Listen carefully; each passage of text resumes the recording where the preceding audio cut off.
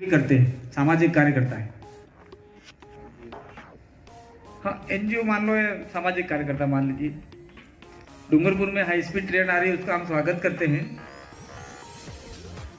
लेकिन भारतीय संविधान की 5वीं अनुसूची के अंतर्गत ये शेड्यूल एरिया है, और शेड्यूल एरिया के तहत जो ग्राम सभा है, उस ग्राम सभा से जमीन एक्वायर करने का परमिशन लिया क्या?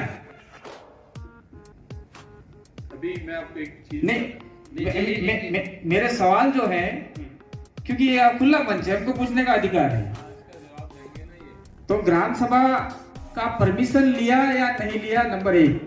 दूसरा, अगर परमिशन लिया है तो उसका कॉपी हम लोगों को उपलब्ध करवाई जाए, आज नहीं, काल नहीं, परसों, जब भी आप चाहो तब।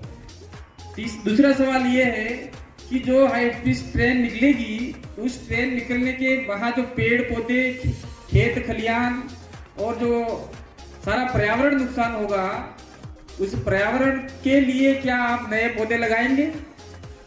जो भी कंपनी है वो क्या पौधे लगाएगी? और जो हाई स्पीड ट्रेन यहाँ पे निकल रही है, उससे यहाँ के स्थानीय आदिवासियों को किस प्रकार का फायदा होगा? क्योंकि देश का फायदा होगा, हम देश के विकास के विरोधी नहीं, लेकिन यहाँ के लोगों का नुकसान होके जो काम होगा, उसका उन लोगों को क्या बेनिफिट होगा? और हमारे साथी ने पूछा था कि कितनी जमीन एक्वायर होगी। अभी संचय ये है कि हाईवे के उस साइड में 1.5 किलोमीटर और 1.5 किलोमीटर इधर, ऐसा कोई संभावना लोग हमको कह रहे हैं, तो इतनी सारी जमीनें जाएगी। तीसरा, चौथा सवाल ये हो गया कि जो हाई स्पीड ट्रेन निकलेगी, हाई स्पीड वाली, तो क्या ऊपर से जाएगी या धरातल से जाएगी, वो भी हम जानना चाह रहे हैं। मैं राठौड़ साहब को आमंत्रित करता हूँ कि थोड़ा मैं और आपकी जो भी पड़ता है, लोग हमसे पूछते हैं कि कलेक्टर साहब जानते हैं अच्छी तरह से। ये जो भी आपने बताया, मैं थोड़ा लेट आया था, यानी अपना 2 लेन होगा या 6 लेन, 2 लेन और 1 लेन, जैसे एक आने का ही होगा, जाने का 2 लाइन होगी, ये सवाल है। दूसरा, अभी आपने बताया कि 17 मीटर का जमीन लेने का है, तो 17 मीटर दोनों साइड में लेने का है, टोटल 17 मीटर लेने का है। और 17 मीटर के बाद में जिसके मकान है, क्या उनको घबराने की जरूरत है भविष्य में कि क्या स्थिति बनेगी? 17 मीटर के बाद में जो मकान बने हैं उनको भी हटाना पड़ेगा, या फिर क्या रहेगा भविष्य के लिए, फ्यूचर में?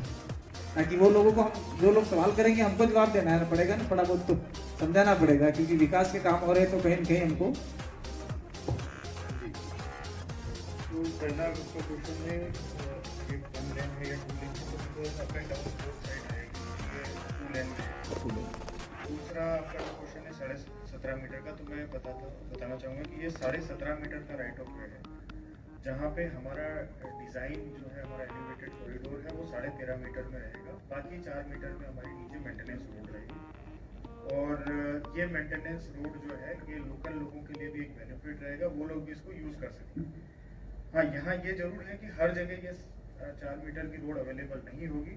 जहाँ हम कंस्ट्रक्ट कर सकते हैं वहाँ हम बनाएंगे, जहाँ नहीं कंस्ट्रक्ट कर सकते हैं, जहाँ ऑलरेडी हमारी नीचे किसी रोड के अलोंग हम जा रहे हैं, तो वहाँ कंस्ट्रक्शन रोड या मेंटेनेंस रोड बनाने की जरूरत नहीं होगी, तो वहाँ ये नहीं बनेगी। तीसरा आपका प्रश्न है जो 17 मीटर के बाद जो मकान है, तो 17 मीटर के बाद जो मकान है, उन्हें किसी को भी घबराने की कोई ज़रूरत नहीं है। जैसा मैंने बताया कि 13.5 मीटर का हमारा वैसे भी जो स्ट्रक्चर है, एक साइड 4 मीटर की रोड है, तो 17.5 मीटर के बाद किसी को घबराने की ज़रूरत नहीं है, क्योंकि ये बहुत ही उन्नत डिज़ाइन और टेक्नोलॉजी से बनी हुई ट्रेन है। तो जहाँ पे ग्राउंड वाइब्रेशंस बहुत ही कम होंगे। ना आपके जो क्वेश्चंस हैं, ये बहुत लॉजिकल हैं। धन्यवाद आपको क्वेश्चन पूछने का। पहला क्वेश्चन आपका है,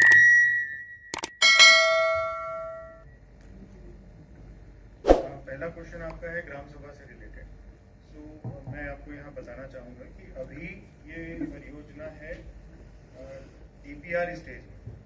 तो जब भी हम यहाँ पे भूमि अधिग्रहण करेंगे, तो उसके पहले ग्राम सभा एक पूरी प्रोसेस है भूमि अधिग्रहण करने की, किस टाइप के नोटिफिकेशंस निकलेंगे, क्या क्या एक्टिविटीज़ हम फॉलो करेंगे एज पर जो RFCT LRR रूल है। उन सारी नियम कायदों को फॉलो करने के बावजूद उसके बाद ही हम आगे बढ़ेंगे और उसके अंदर ग्राम सभा का प्रावधान है तो हम ग्राम सभा कंडक्ट करवाएंगे उनसे परमिशन। दूसरा क्वेश्चन है आपका रिगार्डिंग ट्री प्लांटेशन, जो आपने बोला है कि पेड़ कटेंगे तो उनको कैसे हम लोग प्लांटेशन किया जाएगा या ना किया जाएगा। यहाँ पे 2-3 अलग अलग प्रकार के पेड़ों को हम अलग अलग प्रकार की श्रेणी में रखते हैं कि फॉरेस्ट के पेड़ हैं या रिजर्व फॉरेस्ट के हैं या प्राइवेट ट्रीज हैं या किसी शेड्यूल एरिया में आने वाले ट्रीज हैं। तो इस अलग अलग प्रकार के पेड़ों के लिए अलग अलग प्रकार की नीतियां हैं। हर तरह के पेड़ को कैटर किया जाएगा और जैसे जो फॉरेस्ट का जितने पेड़ कटेंगे तो हर अलग अलग एरिया में कहीं 1:2 रेशो में प्लांटेशन होता है, कहीं 1:5 रेशो में प्लांटेशन होता है। तो जो भी गवर्नमेंट की गाइडलाइन है उसको फॉलो करके हम प्लांटेशन के लिए फॉरेस्ट ट्रीज होते हैं तो हम गवर्नमेंट जो फॉरेस्ट डिपार्टमेंट है उसको कंपनसेटरी अफॉरेस्टेशन के लिए जितना भी मुआवजा देना होता है वो हम मुआवजा देते हैं। नेट एसेट वैल्यू जो होती है NAV जो कैलकुलेट किए जाते हैं तो NPV के बेसिस पे भी उनका जो पेड़ कटेंगे उसका भी पैसा गवर्नमेंट को दिया जाता है। So we are in social मतलब हम इन्वायरमेंट से रिलेटेड जितने भी ये हैं उसके लिए हम लोग रिस्पॉन्सिबल हैं, एक रिस्पॉन्सिबल ऑर्गेनाइजेशन है। जो भी प्रावधान है गवर्नमेंट से रिलेटेड वो पूरे किए जाएंगे, ट्रांसप्लांटेशन भी किया जाएगा। और हम अभी तो इनफैक्ट जो ऑलरेडी ऑनगोइंग प्रोजेक्ट है हमारा Mumbai Ahmedabad high speed rail, वहाँ पे हम ट्री का ट्रांसप्लांटेशन भी करने की कोशिश कर रहे हैं। तो मैक्सिमम नंबर ऑफ ट्रीज हम कोशिश करते हैं कि ट्रांसप्लांट किए जाए जो ट्रांसप्लांट करने की कैटेगरी में आते हैं। कुछ छोटे पेड़ होते हैं, कुछ बहुत ज़्यादा बड़े पेड़ होते हैं जिनका ट्रांसप्लांटेशन पॉसिबल नहीं होता है।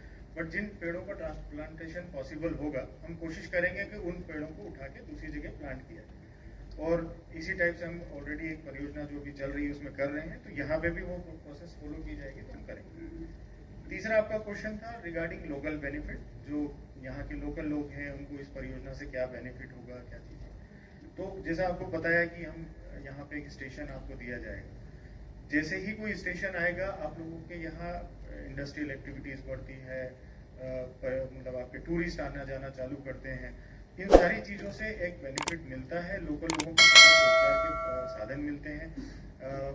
एक स्टेशन एरिया डेवलपमेंट प्लान होता है जिसके कारण जो स्टेशन है उसके आसपास का काफ़ी बड़ा जोन है, वहाँ पे लोगों को रोजगार मिलते हैं। परियोजना के दौरान लोगों को बहुत सारे रोजगार मिलेंगे, वो लोग काम कर सकेंगे, अपने नियर बाय होटल खोलना, जो